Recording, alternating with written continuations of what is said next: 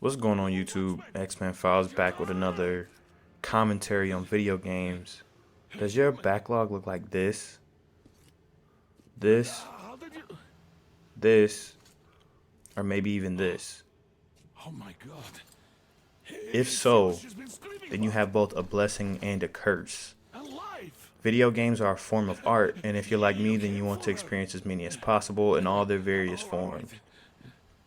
In this video, I just want to take some time and talk about my take or my opinion on the term backlog and why I think it should be looked at as more of a positive thing than a negative thing. I feel like a lot of times on YouTube and X and Instagram, I see a lot of people talk about how many games they have, and it has like a almost a negative connotation to it, which me personally I don't agree with. Like I just said, it's a blessing.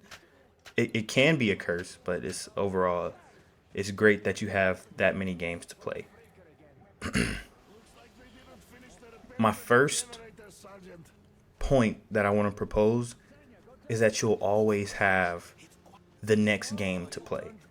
That doesn't always mean you're going to have a new game to play, but you'll definitely have the next game to play. Sometimes you finish a game and you don't know what to play next, and instead of texting your group chat asking, oh, what are y'all playing? Or going and looking on TikTok for 2-3 hours, or X or Instagram trying to see what everybody's playing and what's the latest trend, probably seeing something that doesn't interest you, you'll already have the next game either in your digital library or sitting on your shelf physically behind you. Now, this may not seem like a big deal in the grand scheme of things, but once I get into some of these other points, I feel like they all play together. The second thing being that there's always going to be a rough patch in game releases, which you'll survive with your backlog. And by rough patches, I mean maybe games aren't coming out. Maybe like Sony and Nintendo at the top of the year, they didn't really have any showcases for stuff that they have coming out. And you're just sitting there wondering, like, oh man, what's coming out? They haven't said anything. What's going on? They haven't said anything.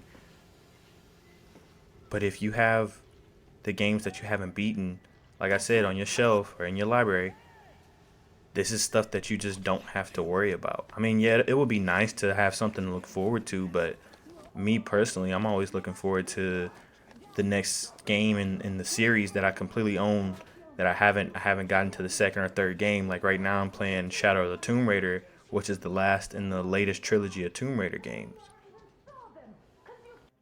The other thing is maybe there's a patch where the games that are coming out aren't necessarily for you.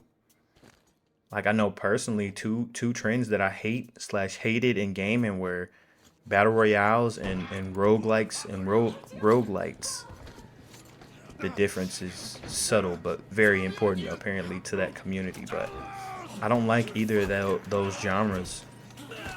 And I feel like for maybe the last 6 or 7 years, could be longer, battle royales have been huge to the point that they turned Call of Duty upside down, focusing on Warzone sometimes more than the multiplayer.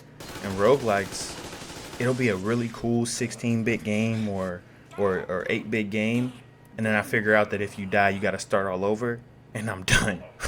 I don't want anything else to do with it. But having the Metroidvanias that I have, or the pure shooters, or just some of the other multiplayer games that I have, I was able to get through the battle royale spike and I'm getting through the roguelike spike just fine.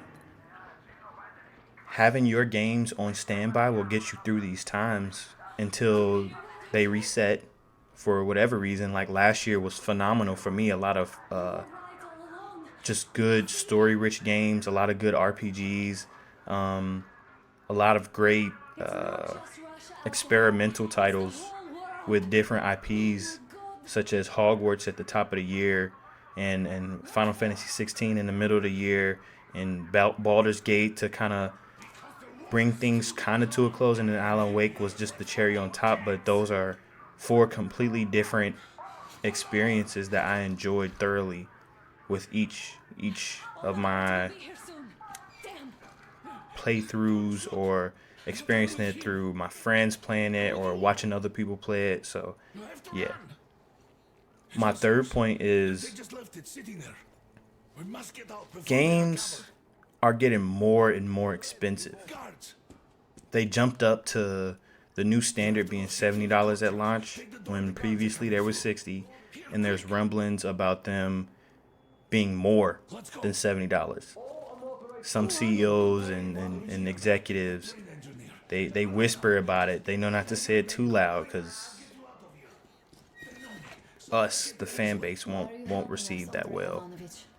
But with that being said, my backlog makes it easier to wait and miss out on these games at launch, and buy them when they go on sale.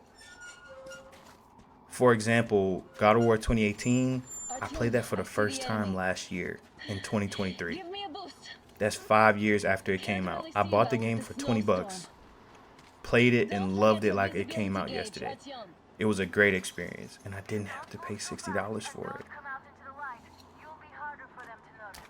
This is usually how I go about getting my games. I'll have a list of games to like look out for, and if they review well, or if they still interest me regardless of their review, then I'll add them to the list of games that I watch to go on sale. There are some exceptions. I'm not saying this is I live and die by this rule. Final Fantasy 16 and Starfield and Tekken. Yeah, those are the three games that I can think of. I bought all three of those games day one because I knew that they were non-negotiables for me. I loved all three of those games, completed them, whatever you want to say, but I knew that those games were going to supersede anything else that I had plans to play in my backlog, because I like those games. So I just said that to add a caveat to that rule. There's nothing wrong with if there's a game coming out and you really want to play it, there's nothing wrong with just picking it up. And I do want to highlight like the best times to look for these sales.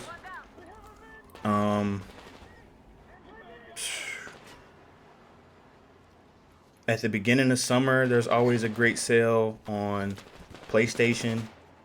I don't know about Xbox or PC. Around the time that all of the summer showcases come on. So for me, it'll be next week or this upcoming week when they do like a Summer Games Fest and the Xbox show and PC game show or whatever. There's always great sales. Halloween is always a good time to get horror games. So all your Resident Evils and Silent Hills and your Puppet Combo games, all of those are going to sell around that time. Black Friday is amazing for physical collectors. I got a swath of games during that time period on Amazon. And then the Christmas sale and the New Year's sale, those are always the times that I get probably the most games that I get all year. My last point to hype up the idea of having a backlog is that you'll find plenty of old, new, and underrated games that nobody really talked about. In the past year, I played so many games that I didn't hear much about when they released, such as Dungeon Siege 3, The Last Case of Benedict Fox, Sea of Solitude, and The Darkness. Now, maybe I just wasn't in the right groups to hear about these games when they came out, but they're still great experiences.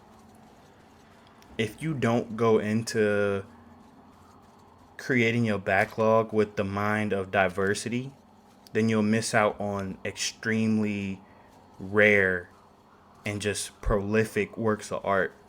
All of these games were amazing. The list could go on, really, but even this year, like I just finished KOTOR maybe 2 weeks ago for the first time, and that game, it's not like underrated or nobody talks about it. It's a lot of people's like favorite RPG or favorite BioWare game, whatever. But I had never played it. But if I didn't add it to my backlog, I never would have experienced it. Now, with all that being said, I just want to recap my 4 reasons for creating a backlog, maintaining a backlog, and being happy about it. And there they are. You'll always have another game to play. There's going to be rough patches and game releases, but you'll survive them with your backlog. $70 may be a bit much to come up off of at the time of release, but if you have your backlog, you can definitely survive the wait for it to go on sale. And there are plenty of gems that you can play and that you'll experience building and going through your backlog. This is the first of 2 videos that I want to make on the topic of the backlog, with the second being my way of getting through it and what goes through my head when I'm adding to it. But yeah, that's pretty much all I got. Thanks for watching, and I'll see you guys in the next video. Peace.